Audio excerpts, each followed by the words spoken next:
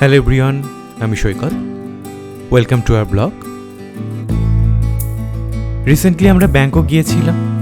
3 দিনের একটা short trip ছিল এটা।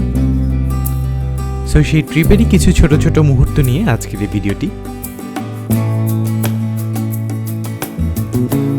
ভিডিওটি ভালো লেগে থাকলে সবাই লাইকস এবং কমেন্টস দিয়ে আমাদের পাশে থেকো।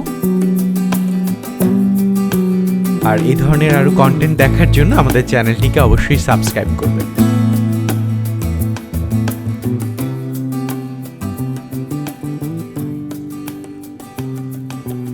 ঢাকা থেকে ইউএস বাংলার একটি ফ্লাইটে করে আমরা সকাল 10টার দিকে চলে আসি সুবর্ণভূমি ইন্টারন্যাশনাল এয়ারপোর্টে।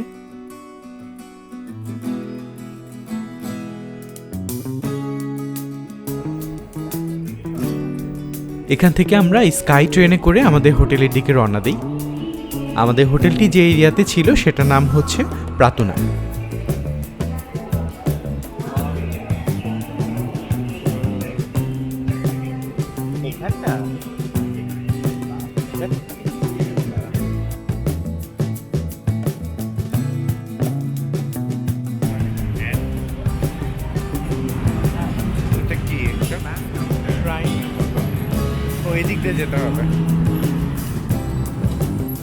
হোটেল থেকে সকল ফর্মালিটি শেষ করে আমাদের বের হতে হতে লাঞ্চের সময় হয়ে যায়। আমরা চলে আসি প্লাটিনাম মার্কেটের পাশে যে স্ট্রিট ফুডের দোকানগুলো আছে সেখানে।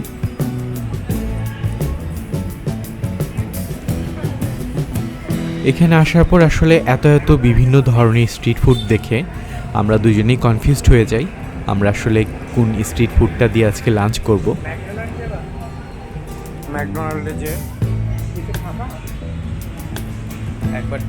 আসলে ব্যাংকক ফেমাস হচ্ছে তার স্ট্রিট ফুডের জন্য। এখানে প্রত্যেকটা ভেন্ডরই কিন্তু ডিফারেন্ট ধরনের স্ট্রিট ফুড সেল করছিল। ঘুরতে ঘুরতে হঠাৎ এই দোকানটার দিকে চোখ আসে। তো এখানে কিন্তু তারা সেল করছিল হচ্ছে বিভিন্ন ধরনের ফ্রাইড ইনসেক্টস। যদিও আমরা সাহস করিনি, আমরা জাস্ট কিছু ছবি এবং ভিডিও তুলে নিয়ে আসি।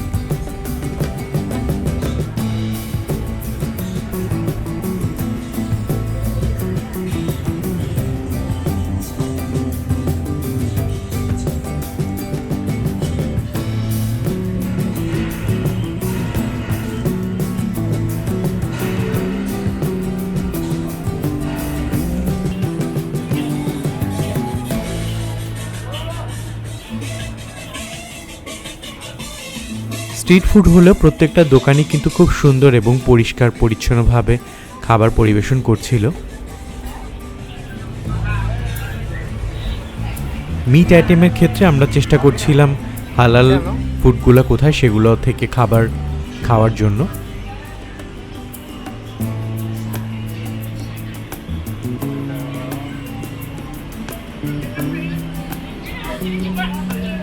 হ্যালো,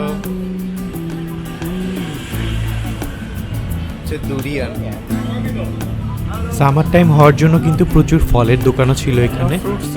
ফ্রেশ ফ্রুটস এবং ফ্রেশ ফ্রুটস জুসও কিন্তু বিক্রি করছিল। বাট ফ্রুট জুসগুলো কিন্তু সেই ছিল না আমাদের এলাকারটা। এখানে কিছু জায়গা চেঞ্জ করাতে দেখো দাম কত।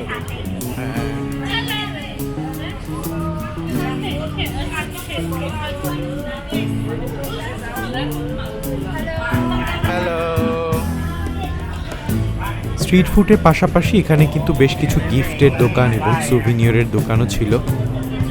তো আমরা সেগুলোও কিছু ব্রাউজ করি।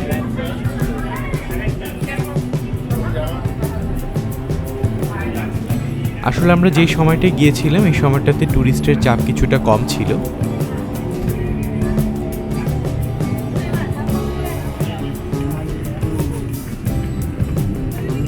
খাওয়া দাওয়া শেষ করে আমরা চলে আসি হচ্ছে একটা বোট রাইডিংয়ের জন্য। তো আপনারা যারা ব্যাংককে এসেছেন আপনারা জানেনই কিন্তু ব্যাংককের চারপাশে কিন্তু আসলে বিভিন্ন ধরনের ক্যানেল এবং রিভার দিয়ে ঘেরা। তো আমরা সেরকমই একটা ক্যানেলে কিন্তু আজকে একটা বোট রাইড করব। তো আমার প্ল্যান ছিল হচ্ছে আরেকটা নাইট স্ট্রিট ফুড মার্কেটে যাব, যেটা কিনা হচ্ছে প্রাতুনাম থেকে বেশ কিছুটা দূরে। তো সেখানে যাওয়ার সবচেয়ে সহজ উপায় হচ্ছে বোট রাইডিং করে। তো বোট রাইডিংয়ের মাধ্যমে শহরটাও দেখা হবে এবং সেই প্লেসটা তো যাওয়া হবে, এটাই ছিল মূলত আমার প্ল্যান।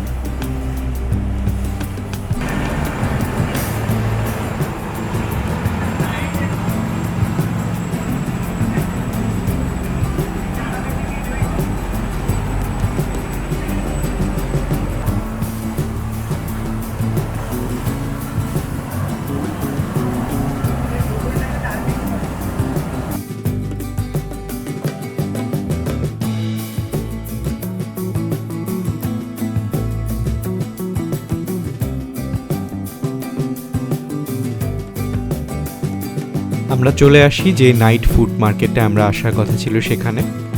তো এটা হচ্ছে স্পোর্টস অথরিটি মার্কেট বলে। তো এই স্ট্রিট ফুড মার্কেটটার স্পেশালিটি হচ্ছে এটা আসলে রাতের দিকেই বসে, সন্ধ্যার পর থেকে।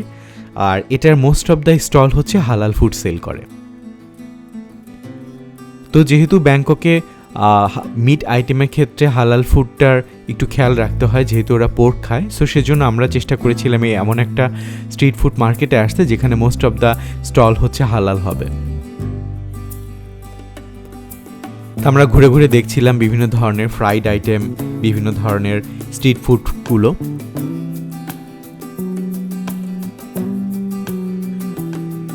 আমরা এখানে সুগার ক্যানের জুস নিলাম। দেশে থাকতে কখনোই সুগার ক্যানের জুস খাওয়া হয় না, আসলে যেভাবে করে সেল করে খাওয়ার ইচ্ছা থাকে না। বাট এখানে দেখলাম খুব সুন্দর করে বোতলজাত অবস্থায় বিক্রি করছে, তাই আমরা দুজনে দুটো জুস নিলাম এবং খেতেও কিন্তু খুবই মজা ছিল।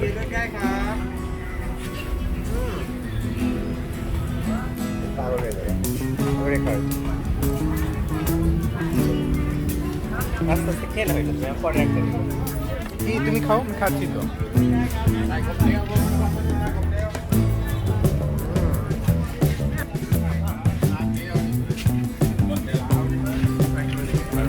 Shrimp, that's এটা কি crab নাকি? I don't know.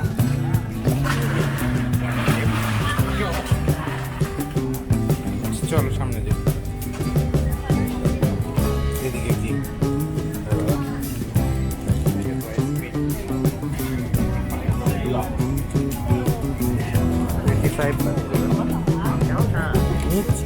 ফ্রাইড আইটেমের পাশাপাশি এখানে কিন্তু বেশ কিছু ডেজার্টের আইটেমও ছিল। তার মধ্যে কিন্তু ছিল চিজ কেক, এছাড়া হচ্ছে ওদের যে ফেমাস মুশি কেকগুলো থাকে সেগুলোও কিন্তু ছিল।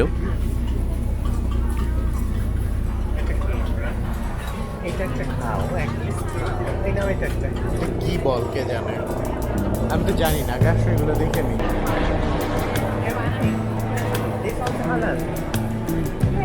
Okay, thank you. You should be halal. That is all South Thailand. Okay, yeah. What kind of inside like?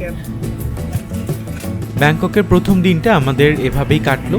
তো পরের দিন আমাদের প্ল্যান হচ্ছে আমরা বিভিন্ন ফেমাস প্লেসগুলোতে ঘুরবো। তো এরপর আমরা আমাদের হোটেলে ফিরে যাই।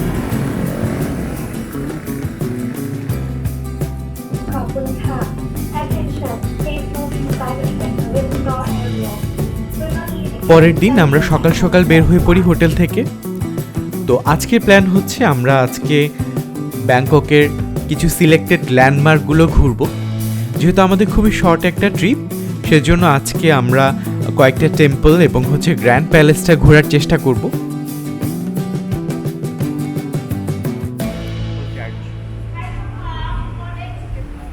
তো আমরা চলে আসি নদীর ঘাটে। আমরা চলে এসেছি চাও প্রায়া যে রিভার, সো তার পাশে। তো ব্যাংকক শহরটা কিন্তু এই নদীর পাশে অবস্থিত। তো হঠাৎ করে বৃষ্টি শুরু হয়ে যায়, তো আমরা তাড়াতাড়ি করে বোটে উঠে পড়ি।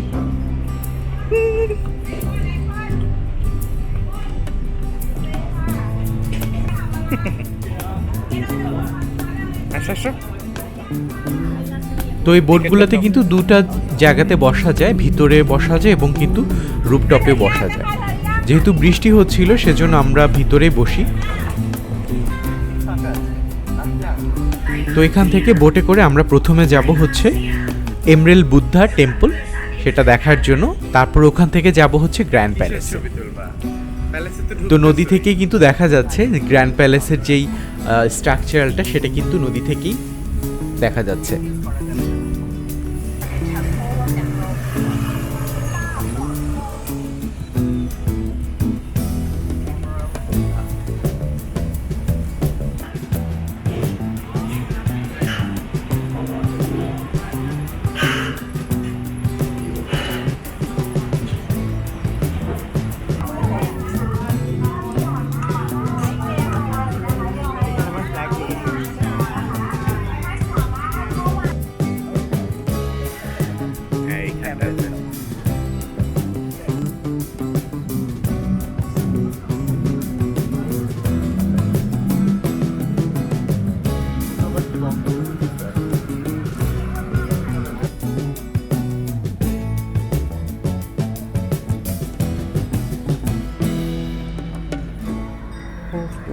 যাচ্ছ?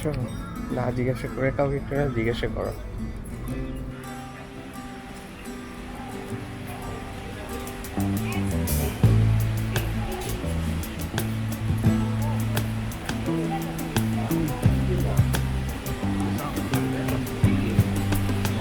আমরা চলে এসেছি এমরেল বুদ্ধা টেম্পলের ভিতরে। এইটা দিয়ে তোমার টিভি যেমন সকালে স্পিডটা পড়ে নিলাম,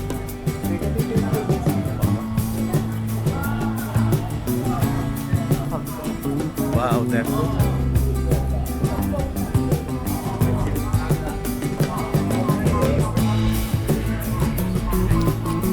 এই টেম্পলটা কিন্তু বানানো শুরু হয় 1783 সাল থেকে। এখনো ভাই মেনটেন করছে। এটা 1925 সালে অ্যাবান্ডন করে। অ্যাবান্ডন বলতে তোমার এই ছেড়ে দিয়েছে।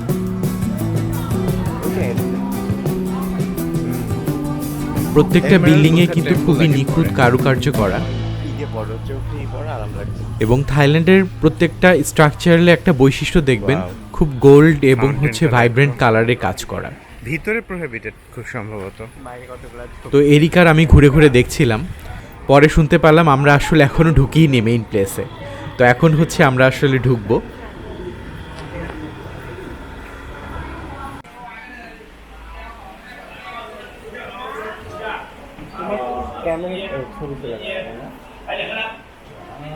তো ঢোকার পরই হাতের ডান পাশে একটা পেইন্টিং দেখতে পেলাম।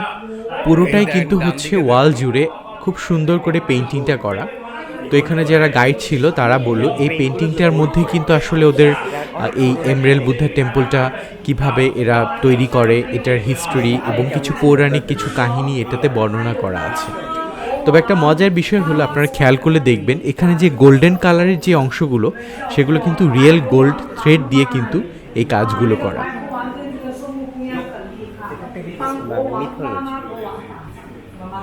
因为这个喇嘛国王的女朋友，我们叫做 Nancy 的，这个 Nancy 的长得特别的漂亮，白白嫩嫩、人见人爱，然后她太漂亮了，所以我要觉得国王看到。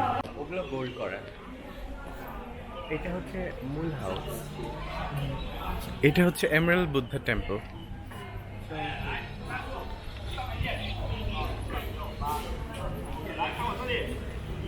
আর সেদিক দিয়ে আসো। এইটাতে না তো সমস্যা নেই, সবাই রেকর্ড করছে। ভিতরে ভিতরে ঢুকে তুমি রেকর্ড করতে পারবে না। ক্যামেরাটা দাও, কাটাকাট ছবি তুলছি, একটা শেষ করে নেই। ওয়াও কি বিশাল!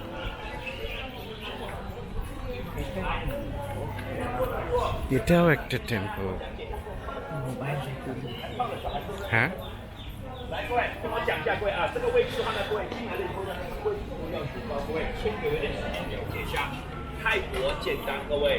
তো আমরা ঘুরে ঘুরে দেখছিলাম এমরেল বুদ্ধা টেম্পলের বিভিন্ন কনস্ট্রাকশনগুলো।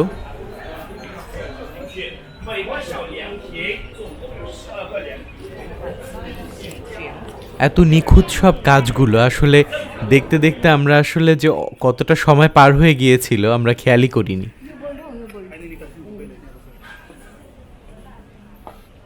এখানে আরেকটা জিনিস দেখলাম, আরেকটা টেম্পলের একটা মিনিয়েচার ফরম্যাট।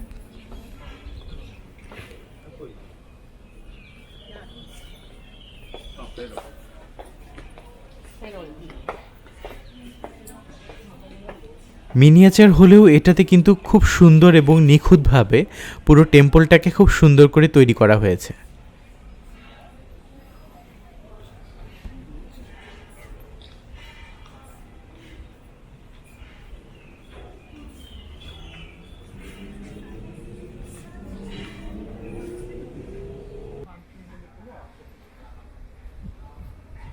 এখন সেটাই করে ওরা।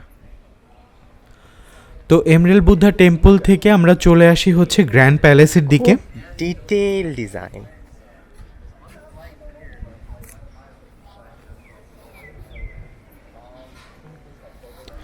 তো এই গ্র্যান্ড প্যালেসটা কিন্তু 1782 সাল থেকে থাইল্যান্ডের যে রাজা তার কিন্তু হচ্ছে এখানে বসবাসী স্থল ছিল। Try to make a hand out of it, like a two pair, like a flush, and the higher hand it is, you get like points.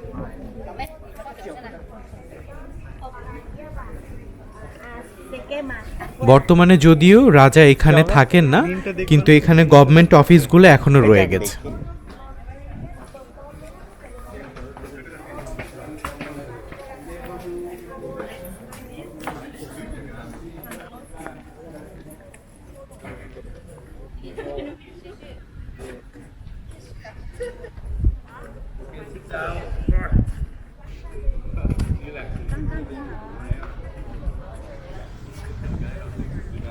Okay, I advise you the first you go to see Imran Buddha, you go to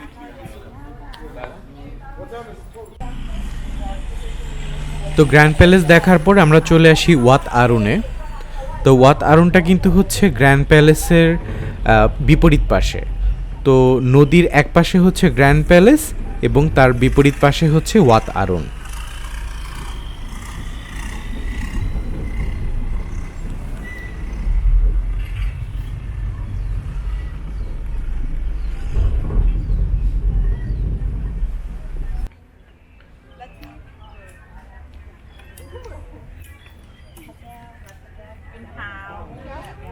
তো ওয়াত আরুনকে আসলে temple of dawn বলা হয়। চলো চলো।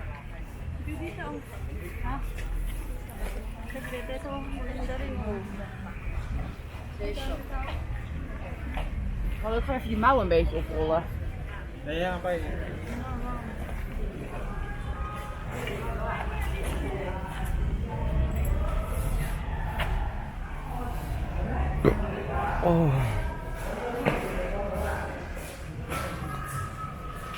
এটা 1800 শতাব্দীতে বানানো।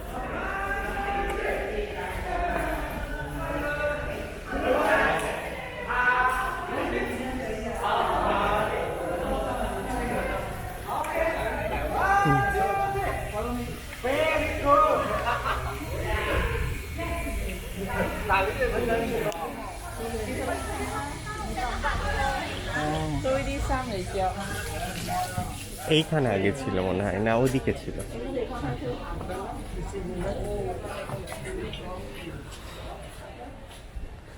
এইখানটাতে মনে হয় ছিল না, এইখানটাতে মনে হয় ছিল নাকি এটা আলাদা একটাই ওদের?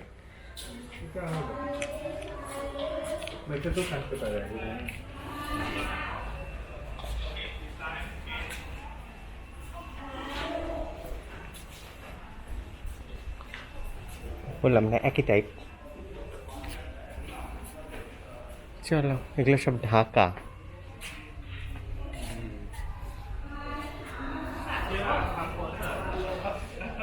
এটাই মনে হয় সেন্ট্রাল মন্দির।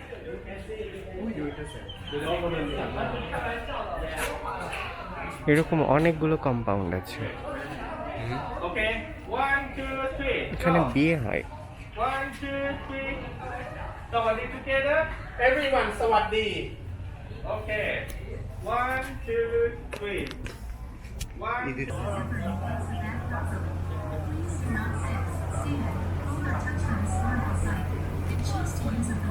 তো গ্র্যান্ড প্যালেসের যে ওয়াত আরুনের স্ট্রাকচারটা খুবই ডিফারেন্ট। এটাতে কিন্তু গোল্ডের কাজ তেমন ছিল না, এটা একটু অন্যরকম একটা স্ট্রাকচার ছিল। তো এখানে আমরা একদম সন্ধ্যা পর্যন্ত থাকি।